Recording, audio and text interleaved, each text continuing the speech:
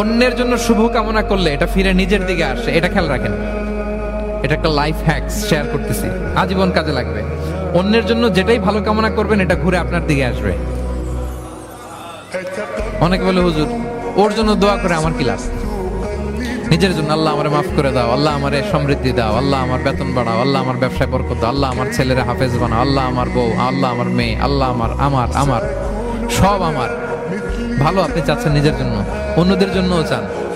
আল্লাহ আমার সব ভাইদেরকে মাফ করো, আল্লাহ আল্লাহ আমার গোটা মুসলিম উম্মাকে তুমি বরকত দাও, কল্যাণ দাও, নেতৃত্বে আসার তৌফিক দাও, আল্লাহ সবাইকে সুস্বাস্থ্য দাও। এটা ফিরে আপনার দিকে আসবে। অন্যের জন্য শুভকামনা বহুগুণ বৃদ্ধি হয়ে নিজের দিকে রিটার্ন করে। বিষ্ণু সাল্লাল্লাহু এটাই বলেছেন, মা মিন আবদিন মুসলিমিন ইয়াদউ লিআখিহি বিযাহরিল গায়বি ইল্লা ক্বালা লাহুল মালাকু ওয়া লাকা বিমিসলিন। কেউ যদি তার ভাইয়ের অনুপস্থিতি তার ভাইয়ের জন্য দোয়া করে, ফেরেশতারা ওই দোয়াটা তার জন্য আগে আগে করে। তাহলে অন্যের জন্য শুভকামনা করলে, দোয়া করলে লাভ না লস?